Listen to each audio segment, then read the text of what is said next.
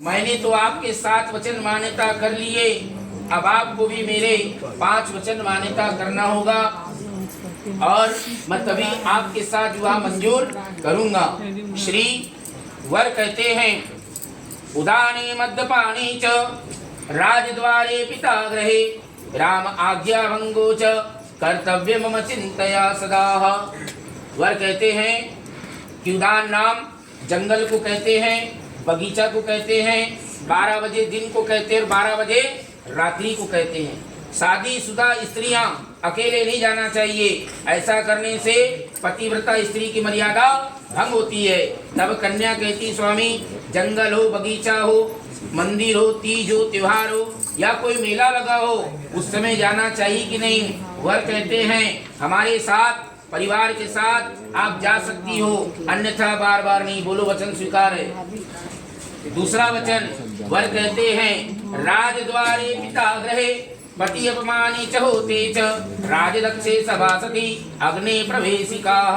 वर कहते हैं, चाहे राजा का दरबार हो, चाहे मंत्री का दरबार हो, चाहे पिता का घर क्यों ना हो, जब तक निमंत्रण नहीं आता तब तक नहीं जाना चाहिए। तब कन्या कहती, स्वामी रक्षाबंधन के दिन हर बहनें अपने भाइयों को रक्षा सूत्र बांधने जाती है, उस दिन जाना चाहिए कि नहीं? वर कहते हैं, ऐसे धर्म निभाने के लिए आप अपने भाइयों को रक्षा सूत्र बांधने के लिए जा सकती हो, अन्यथा बिना बुलाए माता पिता के घर जाना नहीं चाहिए। क्योंकि राजा दक्ष ने समस्त देवताओं को निमंत्रण दिया परंतु शिव को निमंत्रण नहीं दिया। और माता सती अपने पिता के मान सम्मान से वह सभा में चली गई। जब उसने अपने पति की निंदा सुनी तो वह सती हो गई। इसीलिए जब तक निमंत्रण न आवे तब तक नहीं जाना चाहिए। बोलो वचन स्वीकार है। तीसरा वचन वर कहते हैं, मस्त मदिरम हाथी च अन्य मनुष्य मासे मदिरम पतिव्रता नारी दुष्ट विवाहे च। वर कहते कि प्रिय, चाहे मस्त मदिरा पिय हाथी हो, चाहे मस्त मदिरा पिय आदमी क्यों ना हो, लाल जोड़ा पहनकर ये दोनों के सामने नहीं जाना चाहिए। क्योंकि लाल जोड़े से हाथी को चील होती है और जो मनुष्य ज्यादा मदिरा पिया हुआ है उसके मन में अनेक प्रकार के दुष्ट व्यवहार आते हैं। तब कन्या कहती, स्वामी महालक्ष्मी पूजन के दिन कभी गलती से यदि हाथी आ जावे तो उनकी पूजन करना चाहिए कि नहीं? वर कहते हैं, आप उस समय उनकी पूजन कर सकती हो, अन्यथा बार बार नहीं। बोलो वचन स्वीकार है।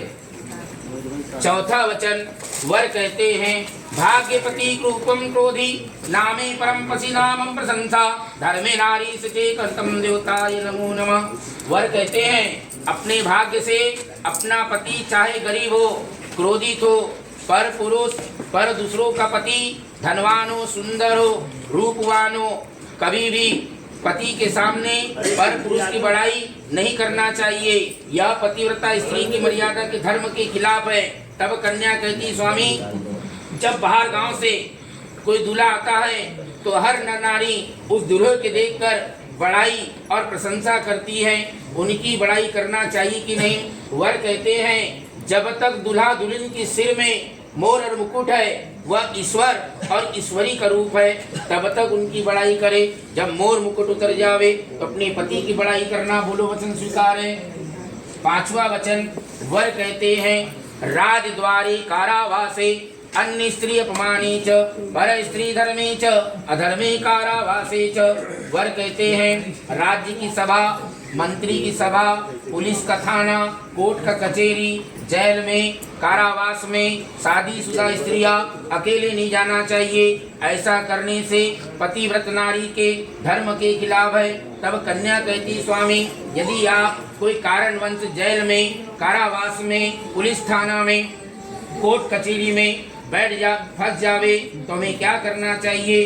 वर कहते हैं, आपके परिवार के साथ, हमारे परिवार के साथ मिलकर हमें कारावास से, पुलिस थाना से मुक्त करावे, अन्यथा बार बार नहीं जावे। बोलो वचन स्वीकार है।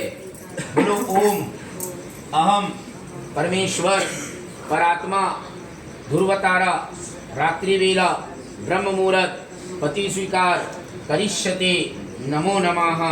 छुड़ीवा नमस्कार करो।